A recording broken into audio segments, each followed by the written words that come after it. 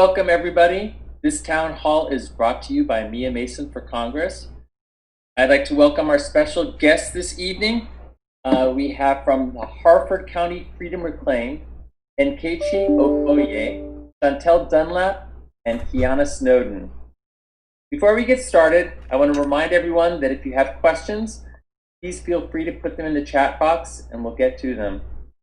Before we get to introductions, I'd like to start the town hall with a focusing activity to get everyone's mind in the right place for tonight's discussion.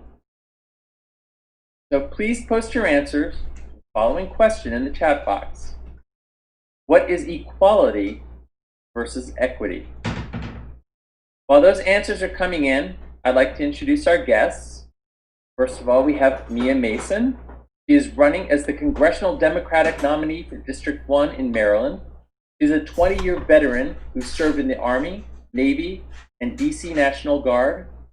Mia retired in 2018 and shifted her focus to advocacy and fighting to restore equity and equality back into our communities. We also have with us from the Hartford County Freedom Reclaimed organization, Nkechi Okoye, Chantel Dunlap, and Kiana Snowden. Would you like to tell us a little bit about your organization? Sure. So Hartford County Freedom Reclaimed is a grassroots organization mainly focusing on racial justice, but also expanded to social justice as a whole. We're aligned with the Black Lives Matter movement, and we are proudly led by 6 Black women who are HCPS alumni from Hartford County. Wow, sounds like an amazing organization. We are going to begin getting some questions and answers going, but while the questions and answers from the other one are coming in, can we get your responses to the question of what is the difference between equity and equality? How about Nkechi? Why don't you start us off? To me, the difference between equity and equality is that you can fix inequality by just giving everybody the same resources, but that doesn't mean equity, because you have to think about the repercussions of the years of a group of people not getting those resources. And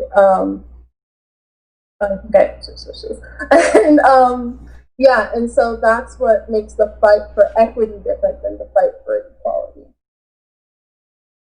And do you have any thoughts on that as well, Chantel? Yeah, so I like thinking of it as a visual. Like Nkechi was saying, you can give people equality by giving them an equal playing field, sort of, having them all stand on an equal platform. But equity is really when, maybe there's somebody who's 7 feet tall and you need to get to 10 feet and you give them a 3-foot platform to stand on to get them there. But if someone else is only 4 feet tall, they're going to need a higher platform to stand on, and that's equity, whereas equality is just giving everyone the same, basic 2 feet. Wow, that's a really good explanation of that. Kiana, do you have anything you'd like to add to that? Sure. So, like the other members stated, equity is more so basically the method in order to achieve equality. So, whereas like equality puts the same amount of resources in terms of like everybody gets the same distribution, equity is more so deals with, okay, what can I do so that everyone has the same access? What can we do so that everyone has the same chances? So in that case, it's like you need equity in order to have true equality in that sense. So it's kind of like a play on that. And yeah. Well, I had somebody provide me a nice comment, and I'm just going to use 3 counties, Baltimore, Hartford, and Cecil for this, and say that equality is like giving everybody $5. Everybody can enjoy what they have for $5, but if you live in Baltimore or Hartford or Cecil, you might be in different circumstances. Cecil is in a lot more poverty. Hartford has some poverty. Baltimore is doing okay, as an example. So let's just run with that.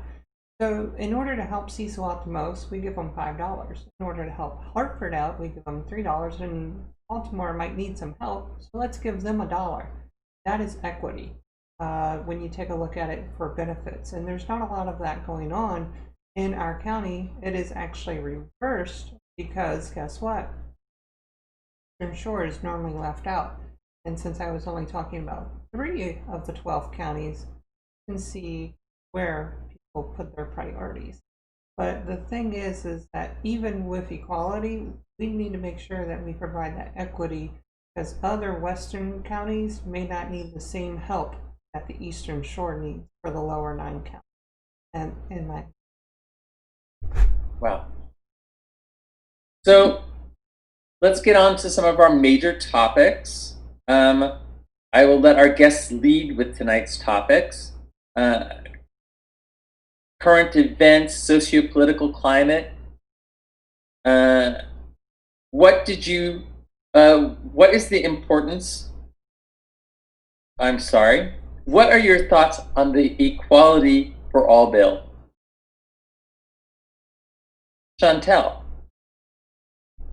I'm actually going to turn this one to Nkechi because I think she has a lot more expertise on this bill rather than me. Well, for me, I think it's kind of in the name. I think it provides a lot of chutes and ladders to get to the equity that we were discussing earlier.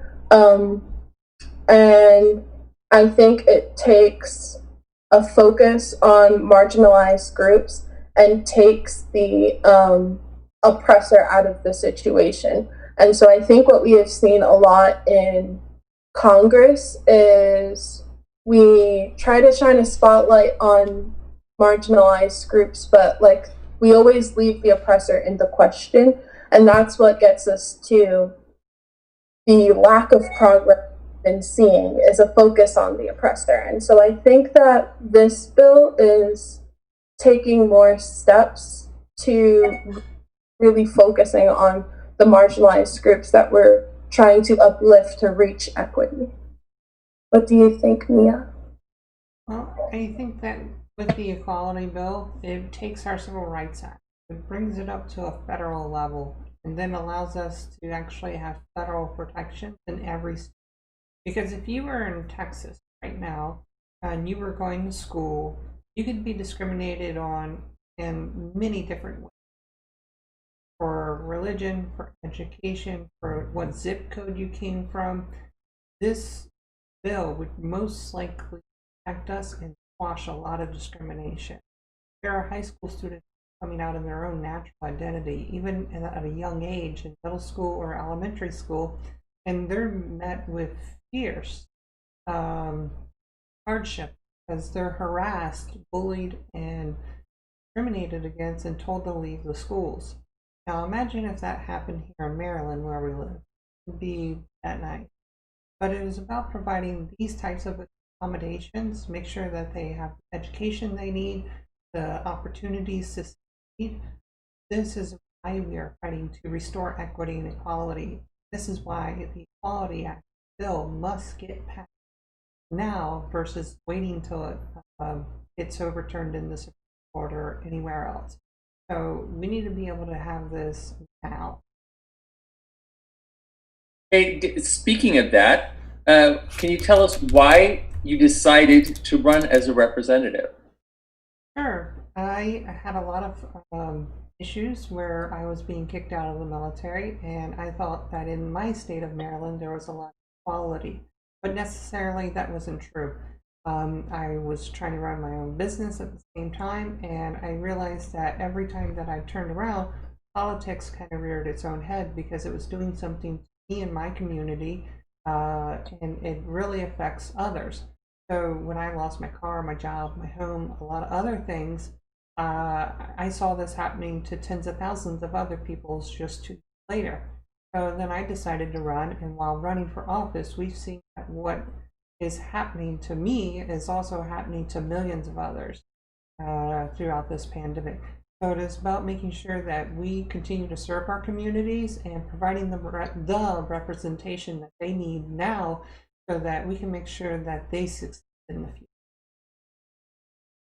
Do any of our guests have questions? Can I ask a follow-up question? Yes. Sorry, Mia, what do you think your plight in Congress would look like versus Andy Harris's plight in Congress? Well, I think you're going to see a lot more yes in the bills that we can be able to pass. There's about 400 plus sitting on Mitch McConnell's desk, and this includes the HEROES Act, which provides about $10 billion to the state of Maryland. Of course, the Equality Act, environmental protection to make sure that we can protect everything, a voters' rights, and of course, police reform. So these are some of the top 5 things that we're really interested in getting done. And then, of course, making sure that everybody has affordable health care. Regardless of what the President Trump may go back and forth on, understand that we understand you have to be able to have health care. Should be affordable. Should not allow any type of discrimination to happen for pre-existing conditions. You have it regardless of your age or employment, and not have to pay triple or double because you're not employed. So those are the things that we're looking forward to bringing. And I know some of it might not happen in the first 100 days, but you know, with a will, there is a way, and with a passion, we will always succeed. That's definitely correct, as we've learned through this COVID crisis, especially that tying health insurance to your job is just not a good idea, as so many people lost their jobs and lost their health insurance at the same time. So that's a very good point, Mia. Do we have any more questions from our guests? Yes. I would like to ask you, how important is it that we have the representation of a multitude of racial, ethnic, and sexual minorities within office? I think what you're asking is, why should we have diversity? It must be, you know, allowed. It must be enforced. You know, we have to be able to elect somebody who looks like us, talks like us, and represents us. You know, and regardless of where you grew up or what you were taught, you know, our country was founded for, you know, rich white men. And then with the 15th through 19th Amendment, we changed that. And now with the ERA, we're going to be able to change that again to make sure that anybody can run for office, anybody can, you know, serve their community, provide more to ensure that you know, protections are there. Because when you take a look at a minority community, it is oftentimes about poverty and them not getting the same pay, them not getting the same education, them being harassed by the police on a continuous basis. Honestly, these are the things that change so that we can actually allow them to thrive. And this is where benefits come in to allow equity to happen. Because guess what? If help, they need the SSI, they need the WIC, they need the camp. We need to make sure that they get it and not try to kick. Okay, because you just brought that up in this segment as well, in what ways will you encourage police reform? Well, I think that is going to be working with the lower states and the lower House and Senates to see what can be done within the communities, going all the way down to the chambers of commerce, the halls, and the councils to see what they can do with their police. Because, you know, we've cut teachers' budgets, we've cut union jobs in order to fund the police and militarize them. These are some of the things that should be reversed so that other programs within our state or local communities can thrive. You know, imagine if the YMCA actually fully funded and not relying on charity every. Anybody have a follow-up question to that? I would ask, what are your plans to build a bridge between minority communities and law enforcement, even if these necessary changes are made? Because in minority communities specifically, we already have this distrust for law enforcement because of the great history of tension between us. I think the biggest thing that we can do is, as a bridge to those communities, to make sure that their housing is still affordable to them so that they can stay there and are not pushed out through redevelopment. I think that is something that everybody should be able to do. You should have 3 to 4 or 5 different families living together in one home so that they can afford it. Those are some of the issues that I've physically faced, and I understand exactly what the cost of living is. You need to be able to help them keep their property, keep their land values up, and if it requires not having an HOA, kind of a good thing. Making sure that the opportunities that they have in public transportation is another type of development that is vital for our community, because oftentimes in our minority communities, no matter if they have a disability or not, they need to be able to find a way to get to work. And if they're stuck in their home like COVID, they also need internet. They need broadband infrastructure. Those are some of the most important things, so that even you and I, the way that we're communicating right now, is available to them without any lag or drop off. Okay, I'm going to throw this question out to everybody. What is the importance of Black people, women, and LGBT people in politics? How about Kiana to start us off? Sure. So, as stated previously, diversity is essential in terms of really any area, but politics especially, because from a local level, it shows kids, and especially young minority kids, that they have someone in office that has their best interests, that will commit to the change that they need to see, especially in their communities, with things such as like our instances of police brutality and racial profiling. So it's good for young minority kids to see people who can relate to them, who can share in those experiences, and who can offer a little bit of help, versus having a group that's maybe less diverse. You don't always get the assumption that they'll take care of your needs once they get into office. So at least having a diverse group of people, you have people who have the same backgrounds, who have the same experiences, that can do more to aid in, the problems by just people in general, instead of a certain demographic or a certain, people of a certain socioeconomic status. Very interesting. Would you like to add to that, Mia? Let's just go ahead and make sure that we ask the questions, because her answer was awesome. On spot? Okay, excellent. Yeah. Who has the next question for Mia? I have a question. So I heard you kind of dabble into education. And we saw in recent years that in California, the Crown Act was finally passed, preventing discrimination based on hair, and specifically natural hairstyles, tied to BIPOC communities in the state of California. So how do you see the different types of discriminations that people don't usually think about, especially hair discrimination, fitting into this equality and equity that we were talking about before? I think I'm going to have to take from my military experience about what we saw many fight for natural hair, including natural hair color.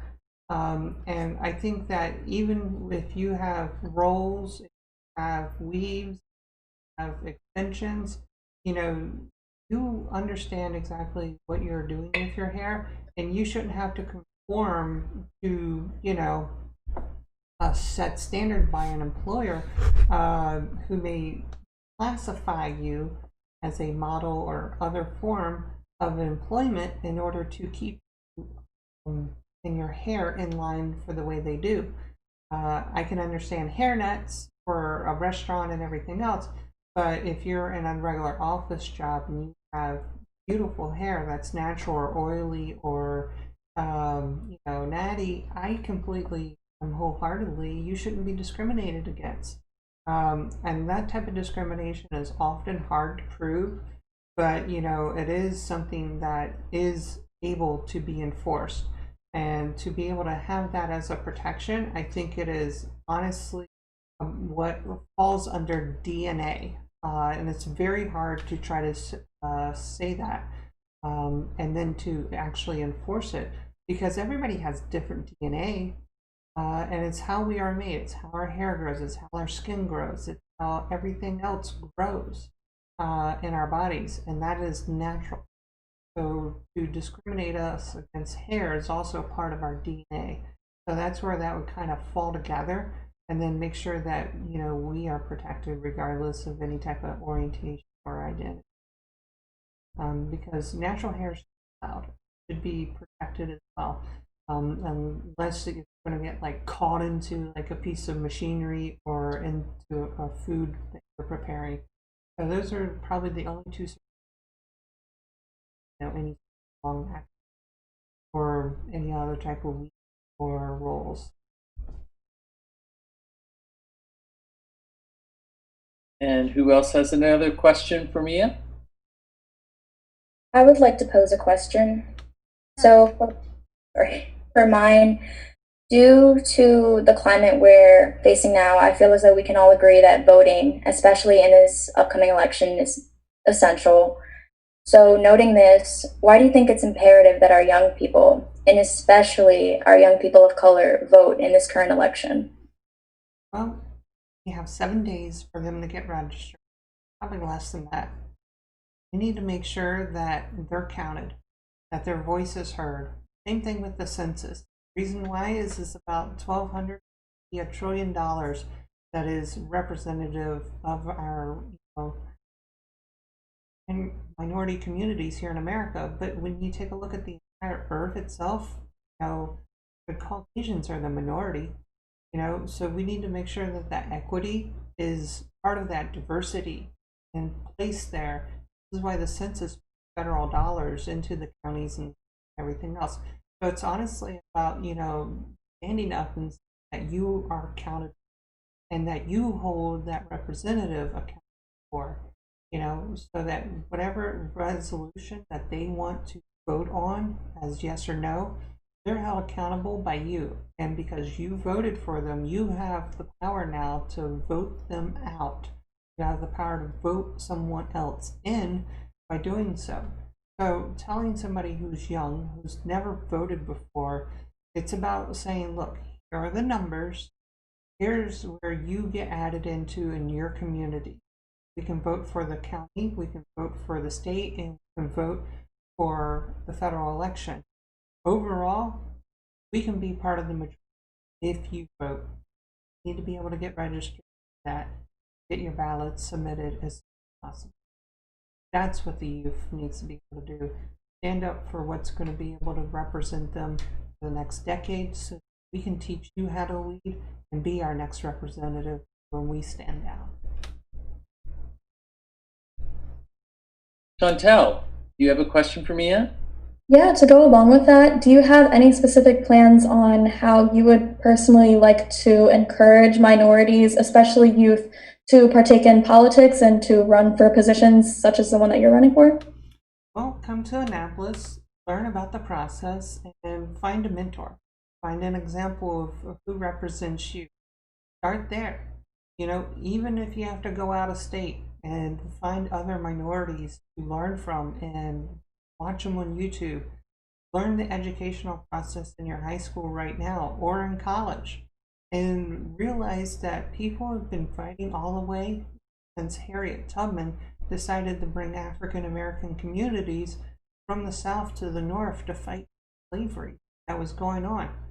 So it's also about understanding where our history is and making sure that that youth understands exactly why it's so important. And Casey, question for Mia? Question. So you discussed earlier about your military background and how you were treated leaving the military and coming back into society as a veteran. Do you believe that that is your greatest influence in terms of running for office, or do you find your inspiration comes more from elsewhere? It comes from a lot of different places. When I was young and trying to figure out exactly what I wanted to do for my life, like I started out as a regular job doing dishwashing and working in a restaurant as a waitress, even did stocking at a local BJ's. It's like a Costco or a Sam's Club if it's in this area. But, you know, I understood, you know, trying to find somebody to teach me how to do something was more important than actually just trying to learn the hard way. And that required having an education as well. So with those two things, the military provided a lot of that, gave me a lot of diversity, showed me a lot of things around the world that I would never have gotten here in America. So that was an opportunity for me to join the military. Go see the world, go meet other cultures, help them succeed, and teach them that I learned when I was growing up. So that I could also learn from them because they've been around a lot longer, so they had plenty of more time to me what to do and what not to do, so that I can empower others like you to not make the same mistakes and succeed. So, if anything, have you had to overcome anything during the progression of your career, and what obstacles, if any?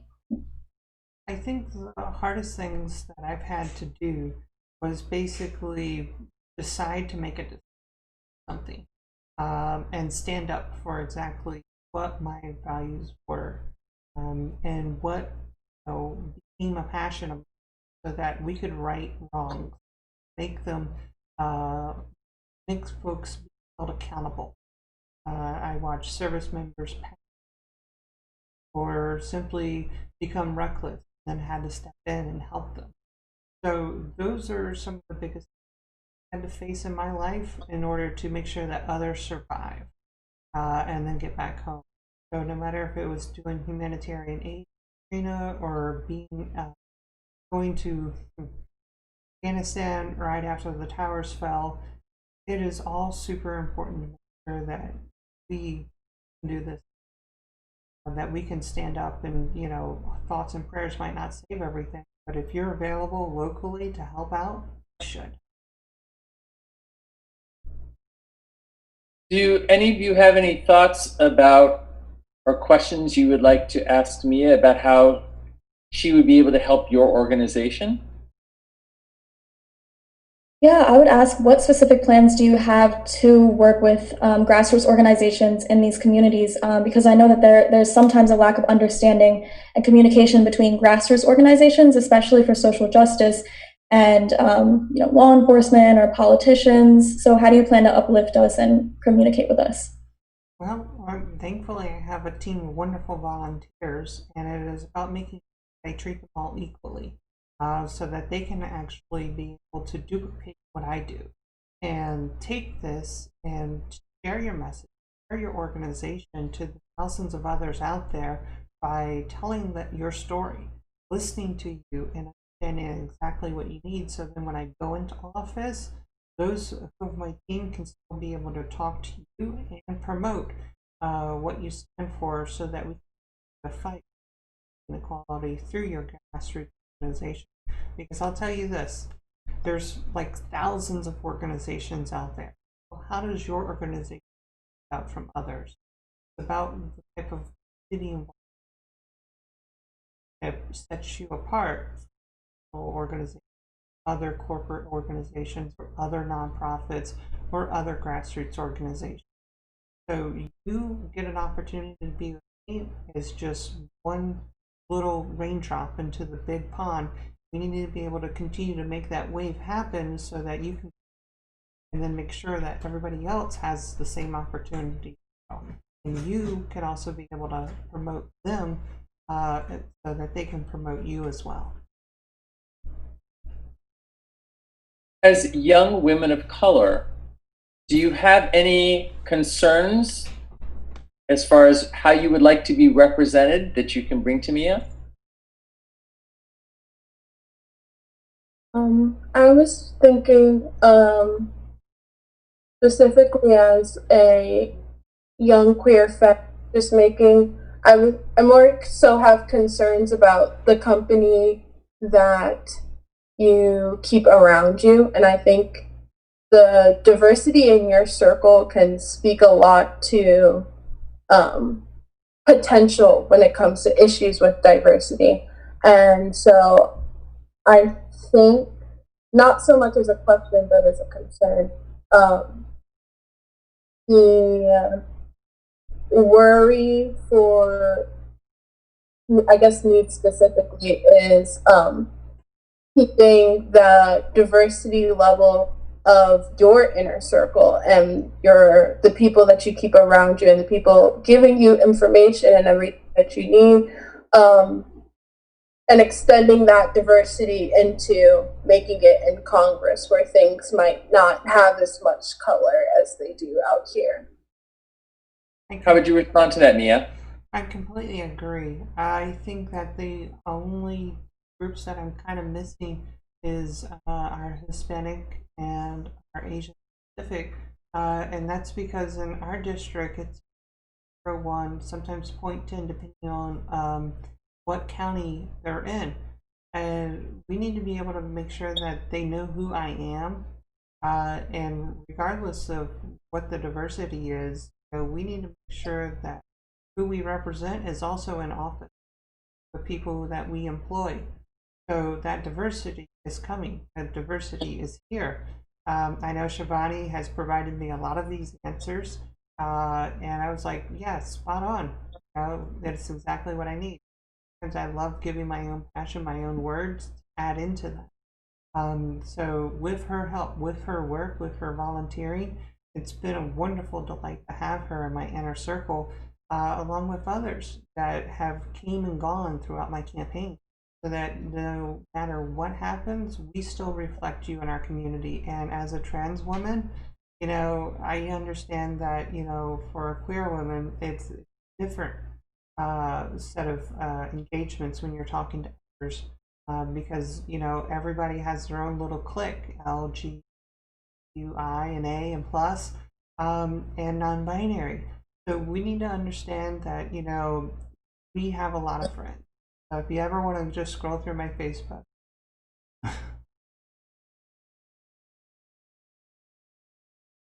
Do we have any more questions regarding how your organization works and how this Mia would be beneficial to you? Yes, actually. So within our organization, in addition to our social justice movement that we've been contributing to, a big aspect of it is education, and specifically we engage in a series of peer mentorships where we attempt to not only educate incoming freshmen who are going to college, but also high school students. And what we try to do is we try to help prepare them and give them the resources and opportunities that we didn't get when we were in high school, specifically how to access scholarships, how to fund your college, and other forms of financial literacy that we even now still struggle with. And so with that and with the education of these young students, I would just like to know, how do you plan on incorporating those methods into your platform, or just educating the youth to a point where they can, once they go into that secondary level of education, feel more prepared?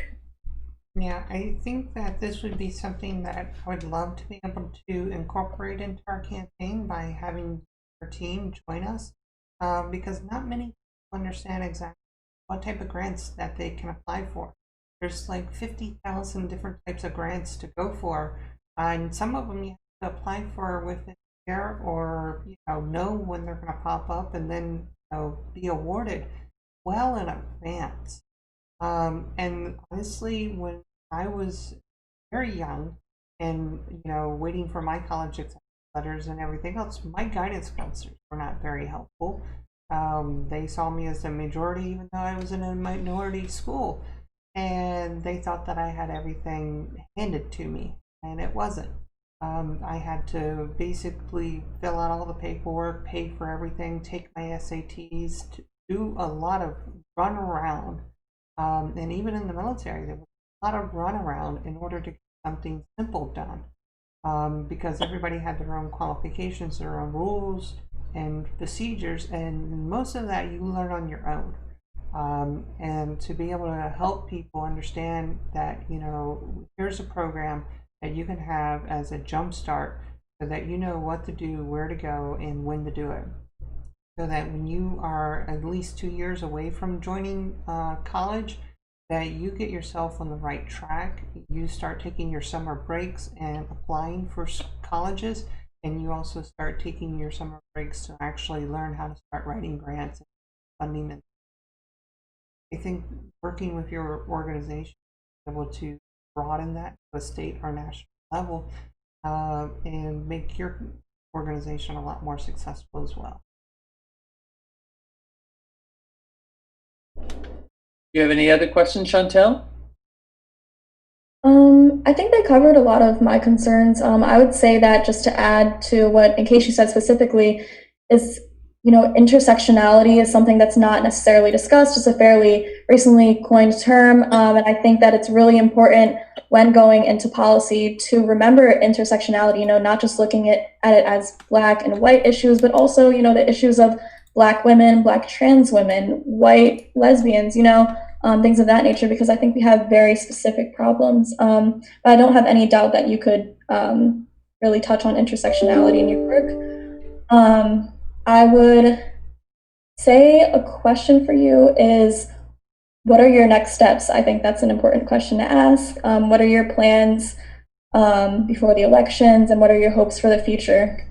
Well, I'm taking a look at the next 20 plus days, less than 30 days now, it's 25 maybe, is when I'm cutting things off and saying, look, we've won this. We want to get people to get out the vote. We're contacting, we're calling, we're text banking, promoting, we're doing more videos than our representative has ever done. We're in the communities across the entire district, places where Representative Harris has been, and even afterwards, we'll continue to reach out to those organizations that have helped us work with our representatives who have endorsed us, and then continue the path forward through the holidays. And most people, after Thanksgiving, they normally hang up the hook. Not me. I had to personally, when I was discharged from the military, basically call everyone that I could during the Christmas holidays and still get the answer, please wait until after the new year when we're back in the office Monday through Friday. Those are some of the things that, we understand a lot will happen, but once we're in office or not in office, we want to be able to stay with our communities, work with our communities, and make sure that we help them so that these bills continue our advocacy is the bottom line. Because as a veteran and a friend, I want to make sure our community are supported, regardless of who they are, regardless of if we have even civil rights if Trump gets elected. But I don't think that's going to happen. I think we're going to have Vice President Joe Biden. We're going to be able to make sure that our Supreme Court pick gets in there and that we protect our civil rights before they're destroyed, and help our communities, provide them the stimulus, provide them the health care, provide them the jobs, provide them the opportunities, provide them the education that they need without being trampled on by the police on a daily basis. I think those are the things that we will continue to lobby for, elected or not elected. That's what my future will be like. Well, it looks like that's about all the time we have for this evening. Thank you, Chantel and Keishi and Kiana, and thank you, Mia, for answering all of our questions. And I would like to have you give us some closing remarks, Mia. Sure. So how can we promote you? What is your website? And do you have any social media handles that we should be following? So we don't have a website currently. We're still getting that up and running, but we do have a Facebook page. It is facebook.com/HarCo, HarCo, Freedom Reclaimed. And our Instagram, which we're most active on, is the same thing, HarCo, HarCo, Freedom Reclaimed. Good. Well, I thank you all for your time tonight. And what would y'all like to be able to say in closing? Well, in closing, I would like to say that our organization, in addition to being composed of a diverse group of women, we really seek to advance not just the cause of underrepresented and minority communities, but the community as a whole. And we really aid again in education and educating our youth, and in ensuring that not only are police held accountable, but that the injustices, especially prevalent within the Black and Brown communities, are heard and continue to be heard as long as these injustices occur. Well, thank you all for enjoying your time with me tonight. If anything, please give me a call at 410-94-MASON or reach out at our website at eadv.us. Thank you. Bye. Thank you, everybody. Have a Thank good you so night. much.